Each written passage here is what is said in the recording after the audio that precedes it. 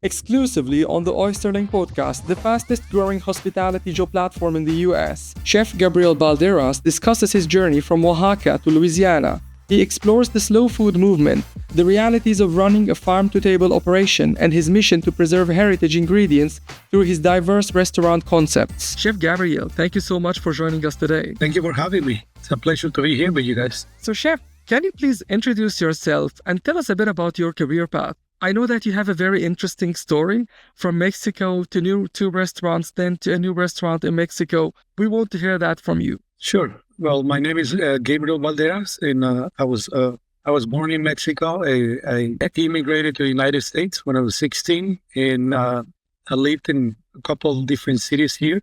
Always involved in the restaurant business. I was born in the area in Oaxaca, Mexico, where we have lots of ingredients, lots of resources, very diverse. And so I immigrated here, worked in different restaurants, different cities. I was always, something that really stuck with me was being around ingredients, quality food, fresh. And, throughout my career working in restaurants, I decided to open a place in Shreveport, Louisiana. Our first restaurant opened 12 years ago, and we have a second followed 5 years later. And then we also have a farm that we opened right at the same time we opened the second restaurant about 5 years ago. And then recently, as last month, we opened a restaurant in Oaxaca City, Mexico. Amazing. And where do you spend your time? Are you now in management, or do you participate as a chef? Do you actually still cook or manage the teams? I do. I still cook. I do a little bit of everything. I think as a cook, we always have to, it's always in you. We have to be, being able to interact with the ingredients, touch the food, interact with the team. So I'm heavily involved. I get to do a lot of the creative part, the concepts, the restaurants. We have seasonal menus, so we get to change the menus. The spring is usually the busiest time for us because we're coming off from the winter, and so we have to change our menus to, everybody gets a little excited when it starts warming up. Weather changes, ingredients change. So I get to be in the creative aspect of that. You mentioned that you have two different concepts in the States. Can you tell us about those concepts? What makes them different? Sure. We have El Cabo, which is the Mexican concept, which is El Cabo. It's strictly, heritage corn. We do nixtamalization. We grind our own corn in-house. We import different types of beans as well, heirloom beans and heirloom corn. We have, I would say, probably about 7 different kinds of beans, about 5 to 6 different kinds of corn that we import from Oaxaca, Mexico as well. And so we rotate that through the menu. So one day you come in, your corn tortilla is made of blue corn. The next day can be made from bolita heirloom corn, which is a Belatobe, which is kind of like purplish looking corn. Then we do yellow. We also do white. So we rotate that through the restaurant and the seasons as well, what's available. In the beans, we do the same thing. One day it can be black beans, the other day can be white, butter beans. So our concept is, our restaurants are really driven by the ingredients. We work with ingredients that are, we like to not trace them back to their source. We also like our menus are dictated by the ingredients. And the other concept we have a seafood concept that it's strictly around seafood, with the same mindset, ingredients that we're able to grow at our farm, and also is seafood that can be traceable as well, traced back to a boat captain. So we like to do that. We have really good fishmongers, really good partners with that. So we're able to source our ingredients. Ask you, why have you decided to go with the second concept that's different than the first one, instead of just focusing on the first concept and maybe opening other branches, like franchising or expanding? Why have you decided to go with a different concept in the second restaurant? I feel like we have a need for, especially the area around here in Louisiana, we have a need for, Louisiana is the number one producer of shellfish in the United States. And I feel like in the region, we didn't have someone at the time that could bring you fresh quality seafood. At any given time on our menu, we have over 6 to 8 different choices of fresh fish. And so we wanted to be that source to our community. to be able to access, if you want to eat wild salmon, well, we have it, we offer it when it's in season. If you wanted to have snapper, or if you wanted to have fresh sea bream from the Gulf of Mexico, what we call here sheep's head. So, to have these very different, diverse options of fish, and we didn't have that here. So we wanted to offer that to our community and also support some of our local fishermen. Amazing. So, Chef, as far as I know that now you're going back to your hometown to open a restaurant. How does it feel to go back to open a restaurant in the place where you first learned how to cook? You say that when you immigrated to the US, you were already in this industry, right? Yes. So you learned in your hometown how to cook. How does it feel to go back there? Look, to me, it's going back home and being able to do this. It's almost like something that I had to do because I'm from that area, and now I get to showcase ingredients from my own region. And one thing that is important, not a lot of people may know, but we trace the region where I'm from. We trace the beginning of vanilla. Vanilla originated in my hometown, so there's a lot of history to ingredients to the region I'm from. And going back to where I'm from, I feel like it was only the right thing to do. Going back and showcase ingredients from my region. We talk about 7 different kinds of vanilla beans, all grown wild in the area. If you study and research vanilla beans, it will probably take you to Madagascar being the number 1 producer in the world. But the first was pollinated and grown in Oaxaca, Mexico. And a lot of people don't know this. A lot of people don't know that we have 7 different kinds of vanilla beans that we have discovered in the wild. I know that for a fact there may be more to be discovered yet. So vanilla is one of the ingredients that I'm most excited about. Also the cacao. We have a white cacao in our region, but that's 2 of many, many ingredients that we have there. Along with corn, beans, all these are heirloom, endemic ingredients that we're able to work with them in a really, I would say, clean and fresh. We can go from, harvesting our own vanilla beans to, harvesting our cacao pods to, break the fruit open, ferment our dark chocolate, our white chocolate, we just dry and then toast, and then, we turn it into our desserts or our savory dishes. So going back to my hometown or going back to my place of birth, it's really exciting because, we don't have to do a lot to the ingredients to make them taste great. That's really the most rewarding, the most exciting part of going back home, I'm guessing this is a great learning experience. I mean, what you just said about the vanilla beans, about the cacao and everything else, are you planning on moving some of your team members in Louisiana to Mexico, or do you plan to have 2 separate teams? No, we do. We actually, at the moment, we've been bringing our teams back and forth so they can experience what it's like, firsthand, what it's like to go to a vanilla orchid and, harvest, touch it, see what it's like, see what the process, because not only you have to grow vanilla, but also you have to dry it. There's a whole process involved, And so we like our team to be involved and see firsthand how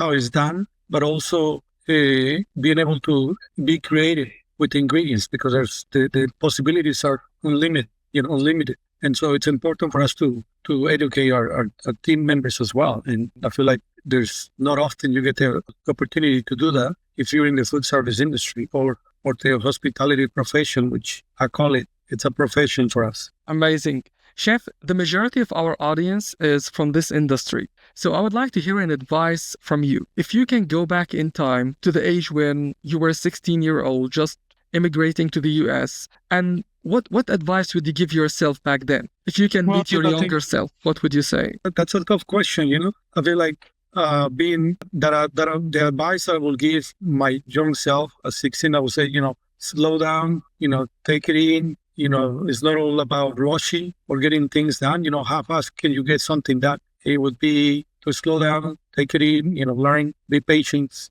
I think it was what we see in most folks today is it's that, we want things to happen fast.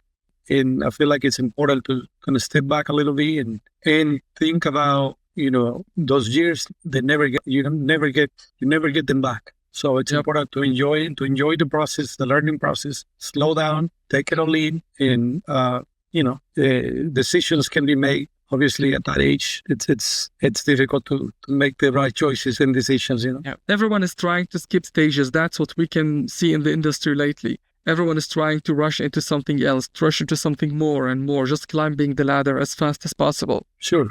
I feel like it's the day we live in today, But I feel like it's important to say, how can I take this opportunity? How can I take this time and make the most out of it and experience it and live the day to day and enjoy it.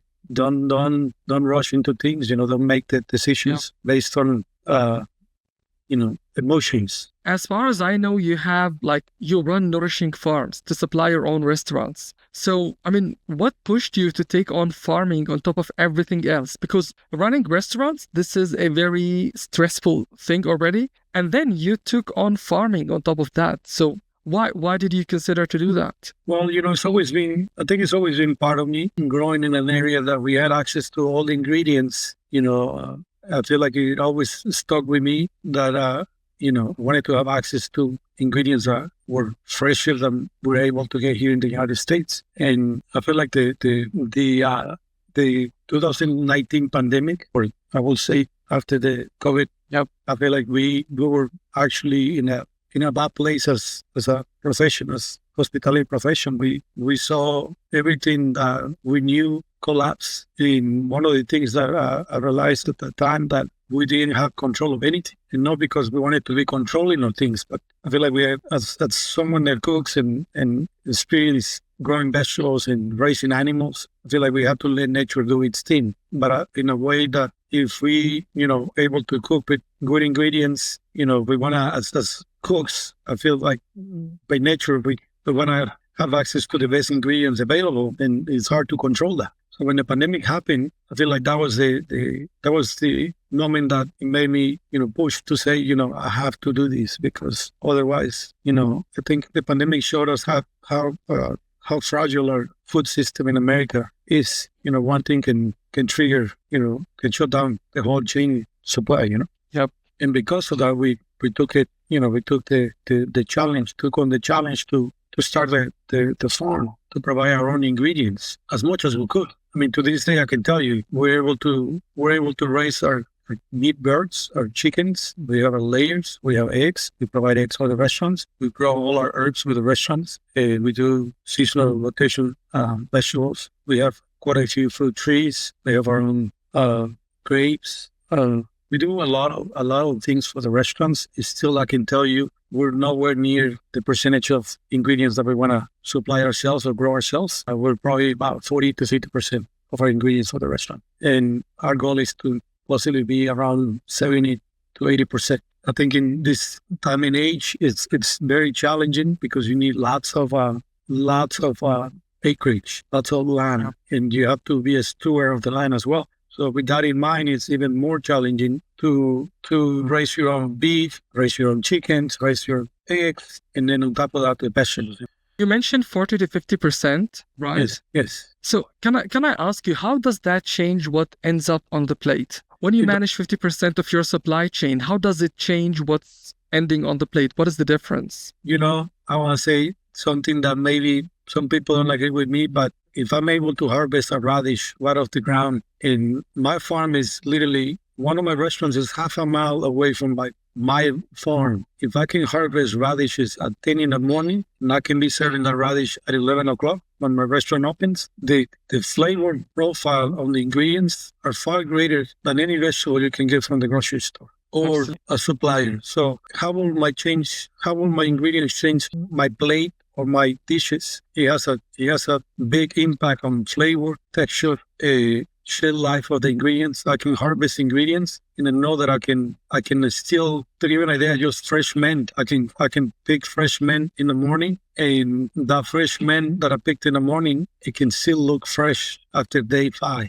Incredible. If you go to a supplier and get fresh mint, you know that the mint was probably grown in California. and it traveled probably 1,500 miles or 1,600 miles, and it has probably been refrigerated for at least 5-6 days. Yeah. So by the time it comes to you, your shelf life is probably 3 or 4 days. It's just green. So it makes a big difference. It makes a big impact on the quality of the product, the ingredient you're serving as well to your consumer. So it has a trickle effect, because it's less, I'm going to say this, it's less work as me as a cook to be able to say, how can I make this ingredient, how can I make this recipe better? How can I make this dish better? All I have to do is get a fresh ingredient. Yeah. That's the impact it has on our everyday, cooking and preparing food and serving dishes. I want to ask a second question on this topic, because this is very interesting. From your experience, what is the biggest misconception that people have about what it takes to run a farm-to-table operation? I'll say, to me, I agree with the term farm-to-table. I'm not I think it's a very trending thing for the last 10, 15 years in the United States. But you have to remember this, that most of the world, that was their everyday life. And that was everyday life for folks here in the United States back in 1950s. Every day, most of the families had a victory garden or gardens, they farm. And so they have fresh food every day. And so I can give you one example, going back home to Oaxaca. That's the everyday life for most of the communities, the rural communities in Mexico. They grow their own food, they eat themselves. And so farm to table, to me, a misconception for me is that we make it out to be trendy, romantic, easy to do. It's not by any means. It's dirty. It's hard work. It's 10 times harder than working in a restaurant and cooking every day. And you are the wheel of the weather, the climate. To give an example, last year we planted over 3,000 tomato plants. We had rain for 5 days in a row, and then it didn't rain for maybe 3 weeks, and then it got so hot we couldn't keep the plants alive. So you're at the mercy of the weather. And so farm to table, and also, we think of farm to table like this cool thing, but it is hard work. It is hard work. It's dirty. You got to get yourself, your hands dirty, get in the mud, get in the dirt. I mean, if you're like, most of my team members and people that I work with, we love to get our hands dirty. We like to rather to the farm and pick vegetables and, to be out there. It's great if you're there, if you're that type of personality also, but also it's hard to make a profit on the number side of things. Most farmers don't ever get, they never get their numbers in the black, like, their finances. It's very challenging, a lot more challenging. It's probably social media that's romanticizing this farm-to-table thing, making it look very cool and like it's effortless. But given what you just said, it's the exact opposite. It is. It is a lot of work. It's fun, but, if you have a little bit of experience about growing vegetables and stewardship of the land and stewardship of animals and doing it the right way, it's great, because it's something that I feel like for me it's important to do that, to check those boxes. How do we have happy chickens? Do we have happy layers? Do we have happy goats? We're doing what it takes to do it in the most in line with nature.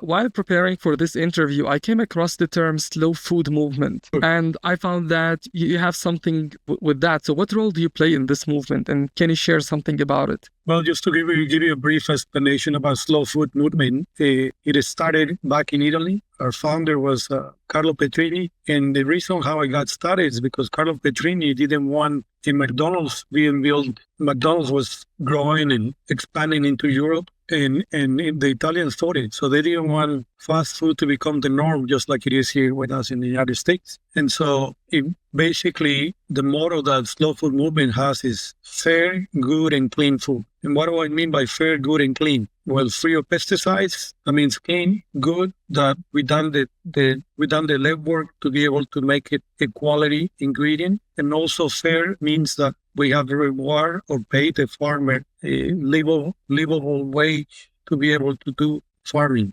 And the other thing, it's that we have to use cooking techniques that have been passed down for generations. So we're the stewardship of our grandparents, our cultures, and cardinal seeds, and heritage breeds. So we have to, in order for me to be active participant in the slow food movement, I have to have on my menu, I have to have heritage breeds of animals that are served on my menu. I have to have heirloom seeds, heirloom vegetables, heirloom grains, anything that could be heirloom. And I also have to use techniques that have been passed down for generations. So on my menu, we use, here in Louisiana, we have can I give you an example? We have a pork dish in our menu. We use a heritage breed that's called red wattle pig. That's native to the Piney Woods region, which it's a 4-5 state region: Texas, Louisiana, Arkansas, Mississippi, and I believe Alabama. And so we have to be able to use heritage breeds. In the heirloom seeds, we use most of our vegetables that we grow at the farm are heirloom seeds. We use one that we use a lot because it grows like wheat here. It's the Seminole pumpkin that's native to the Seminole tribe in Florida, South Florida. So we have to be able to use ingredients that are on that list of heritage animals, heirloom seeds. How widespread is the slow food movement in the U.S.? It's very big. I'm actually one of the committee for the southeast of the United States, one of the committee members. Nice. We get to go to Italy every other year. We do a dinner. The movement is big. It's present in 140 different countries. So we get to interact with chefs and cooks from all over the world. Like I have the opportunity to cook with people from Peru, which they hold a vast amount of heirloom potatoes. There's over 50 different kinds of potatoes. So I've been fortunate enough to experience cooking with folks from Uruguay, Chile, Peru, Ukraine, Philippines, Cameroon, Italy, Spain, France. It's all over the world. And so we all have this idea of preserving seeds that are no longer, grown or if you think about the supermarket today, there's probably 5-7 vegetables that are present in every supermarket. But the diversity that we have on vegetables is far greater than 5-7 choices that you can find, Yeah. And so the importance here is the more diversity we have, the better off we are, and especially from the creative perspective, from being a cook, if I have more selection of ingredients that I can prepare dishes from, then I get more excited about that also. But also it has an impact on health and well-being as well. You think about nourishing your body. You cannot live on just eating carrots, potatoes, and squash and zucchini that you can find at the grocery store, or green beans, because are common vegetables here, especially in the United States. So the choices to me have to be more. The more, the better for everyone. More diversity, more nutrition. And so it's important for us to continue working with the slow food movement and to bring those ingredients that are in the verge of extinction or in the verge of disappearing from, our next generations getting to eat them or try them, On the same topic, I would like to ask you, what's a food trend right now that you think completely misses the point? I mean, what we just talked about, the slow food movement, this is something that's not missing the point, obviously.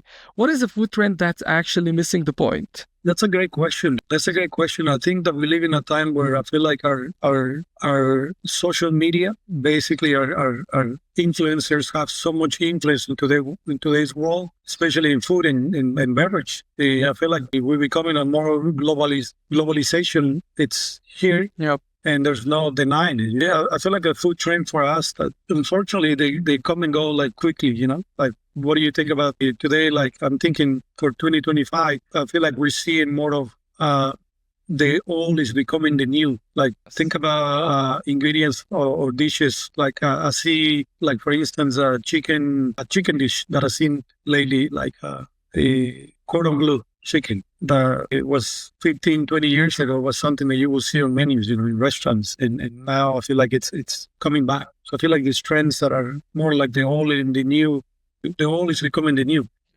I don't know. It's hard to say that what a food trend will be. I mean, to me, it would be a food trend that I have an issue with would be like eating the raw diets, it's trending. People are on it. They're eating, raw vegetables, things like that. I don't know that, myself would be like, imagine if everybody has a raw diet, there won't be a lot of work for all the grandmas and mothers at home and grandmas and cooks. And So I feel like it's important to think about food from that perspective. As a cook, my responsibility is to offer nourishing meals, and it's important to think about how can my ingredients, how can my food, my dishes are going to nourish people's bodies, and that's the question. I think that regardless of what your food trend it's happening, I think we have to think about how can the ingredients be better for our customers, our everyday life. And to me, that's the challenge on our food trends. How can we make it look good, make it taste good, but also be nourishing to our bodies? Let me wrap up this conversation with a question about recruitment. Since you have 3 restaurants, I want to know what makes you hire someone like on the spot right away, whether it's during a job interview or during a stage. What makes you hire someone right away? What is the one thing that if someone did, you will be very interested in hiring them? That's a hard question. The one thing that will make me hire somebody, it's I have to observe them. I think for the restaurant, for the hospitality profession, I think it's really hard to gauge that just for one interview or 2 interviews. I think for me, one important thing that I like to do is we do 2 or 3 interviews, but we also do reference checks. And we look at your history, your work history, of course. I can tell by watching someone for a day or 2 whether they are a good fit or not. When we look, the characteristics I look on someone, it's obviously, we call it more like the 3 things that are important for me to be able to hire somebody. And what I look into someone is the desire to continue learning, the attitude, what's your attitude, work ethic, and the most importantly, empathy. Nice. And those are important things that we take in consideration, because if you have the desire of learning and you have the work ethic and you understand empathy well, and obviously also I miss on this one, but the attitude, have a positive attitude is important, because when I look into hiring somebody or my team, I want to look for someone that I'm going to learn from them. It's going to you have to seek for people that are going to help you grow, that are going to help you be better. And that's important. If we surround ourselves with people that push us to be better, that's a win for me. That's amazing. Chef Gabriel, thank you so much for your time today. Thanks for sharing your story, for sharing those insights, for talking about the slow food movement. This is really interesting, and I hope our audience enjoyed everything you said today. And I know that we will have a lot of questions coming, especially about this movement. And thank you so much. That was great. Thank you for having me. Pleasure to be here. Thank you. Have a good day. You too. Thank you so much.